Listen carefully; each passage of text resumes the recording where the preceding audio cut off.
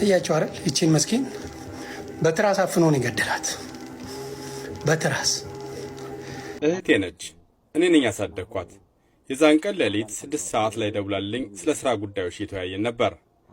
ልጄ ከድምፃዊ አንዱዓለም ጎሳ ጋር ቀለበት አስራለች መባሉን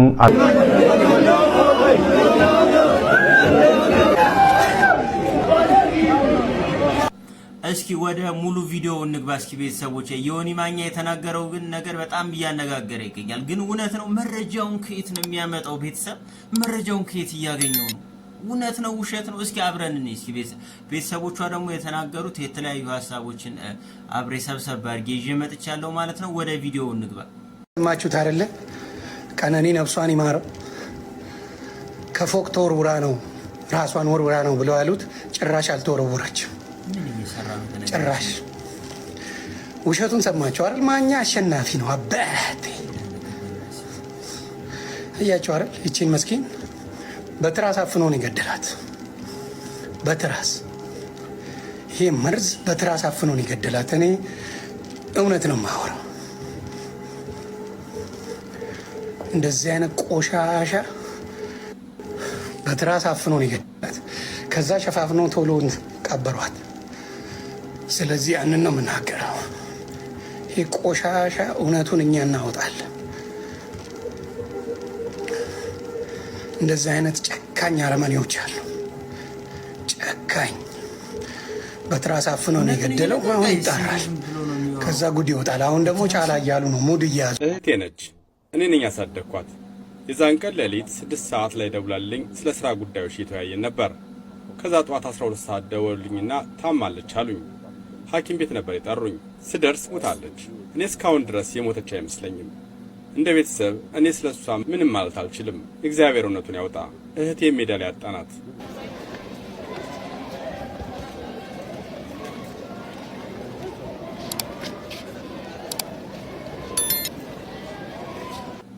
ጉያ ተቆነም ተቆጅ ነው ልክ ቢኤምፒ እናማ ጉያ ተቆነም ሞት ሙፈቺ አንድም ቀን ከሰው ጋር ተጋጭታ የማታውቅ ሰውን የማታስቀይም ሚዲያ ላይም ሆነ ከሰው ጋር የምትኖር ልጅ ነች።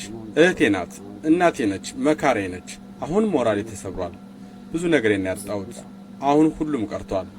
አሁን ምርመራው እስኪጣራ ምንም ማለት አልችልም። መላው ቤተሰብ ትልቅ ሐዘን ውስጥ ነው። ልጄ ከድምፃዊ አንዱዓለም ጎሳ ጋር ቀለበት አስራለች መባሉን አልቀበልም ሲሉ አባቷ ተናገሩ። ስለ ልጄ አሟሟት ጉዳይ ድምፃዊ አንዱዓለም ጎሳን አግኝቼ ማነጋገርና መጠየቅ እፈልጋለሁ ብለዋል። የቀነኒ አዱኛ አባት አቶ አዱኛ ዋቆ ልጃቸው መልካም ባህሪ እንደነበራት ገልጸው እኛ ምንም አንፈልግም፣ የምንፈልገው ፖሊስ ፍትህ እንዲያሰፍን ብቻ ነው ብለዋል። ሞዴል እና የማስታወቂያ ባለሙያ የሆነችው ቀነኒ ከምትኖርበት አፓርታማ 5ኛ ፎቅ ላይ ወድቃ ሕይወቷ ማለፉን ፖሊስ መግለጹ ይታወሳል። በሐረር ነዋሪ የሆኑት አባቷ የልጃቸውን ህልፈት እንዴት እንደሰሙ ሲናገሩ ስልክ ደውለው ከፎቅ ላይ መውደቋን ነገሩኝ። ሴት ልጅ ከፎቅ ላይ ልትወድቅ አትችልም፣ በተለይም ጨዋ የሆነች ለለውጥ የምትለፋ ራሷንና ቤተሰቧን ለመቀየር የምትጥር ነበረች ብሏል።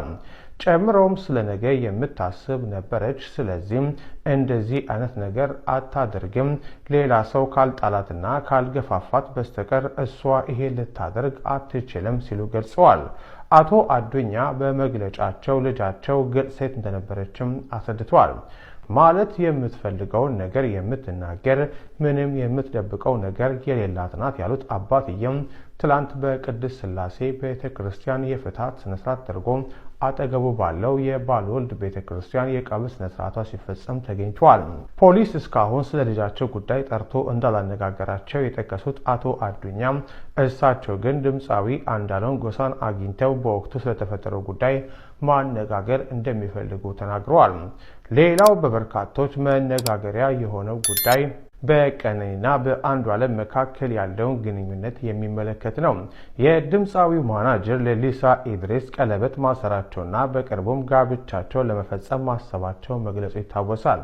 የአዲስ አበባ ፖሊስ ባወጣው መግለጫ ደግሞ ቀነኒን የድምፃዊ አንዱዓለም ሚስት በሚል መግለጹም አይዘነጋም። አባቷ አቶ አዱኛ ግን የሚሉት ሌላ ነው። እኔ እስከማውቀው ድረስ አንዱዓለምና ቀነኒ ጥሩ ግንኙነት አላቸው ያሉት አባቷ ወደ 2 ዓመት ለሚሆን ጊዜ አብረው መቆየታቸውን ገልጸዋል። በዚህ ጊዜ ውስጥ ግን በእጮኝነት ማሳለፋቸው እንደሚያውቁ አስረድተዋል። ሲናገሩም ቀለበት አስረዋል የሚባለውን እኔ አላውቅም፣ አልቀበልም። እኛ ጋር እስካልመጡ ድረስም ቢያስሩም ተቀባይነት አንሰጠውም፣ ምክንያቱም እኛ ጋር ሽማግሌ አልተላከልንም ብለዋል። ጨዋ መሆኗን ጠቅሰውም ለቤተሰቦቿና ለዘመዶቿ ክብር ያላት ልጅ ነበረች ብለዋል። አንዱዓለም በቀነኒ ጉዳይ ተጠርጥሮ ፍርድ ቤት መቅረቡን ዘግበናል። ከዕለቱ ዜናችን ላይ በርከት ያሉ መረጃዎችን በዚህ ጉዳይና በሌሎችም ጉዳዮች እንድትመለከቱ እንጋብዛለን። ከጓደኞቹ ጋር ለኮንሰርት ሲዘጋጅ ነበር። ወደ ቤት ሲገቡም በመካከላቸው ምንም አይነት የተፈጠረ ጸብ አልነበረም። ጾም በክርስቲያኖች ዘንድ የሚጾመው የሁዳዴ ጾም ማለት ነው።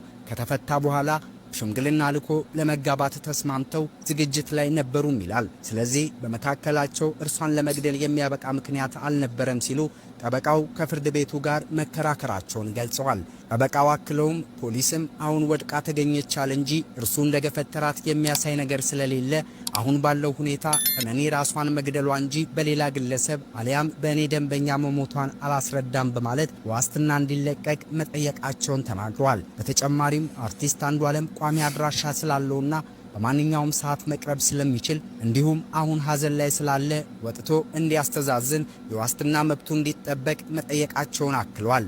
ሆኖም ፍርድ ቤቱ የዋስትና ጥያቄውን ውድቅ እንዳደረገ ነው ከደረሰን መረጃ ለማረጋገጥ ይቻል ነው።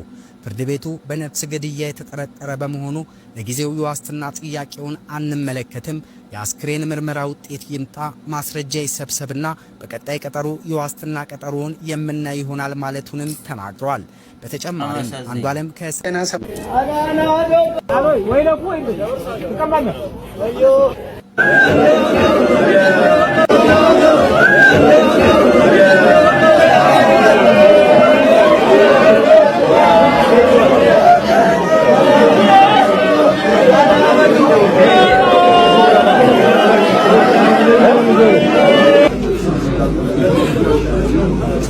የማልስማማባት የኛ ሀገር አባባል አለች።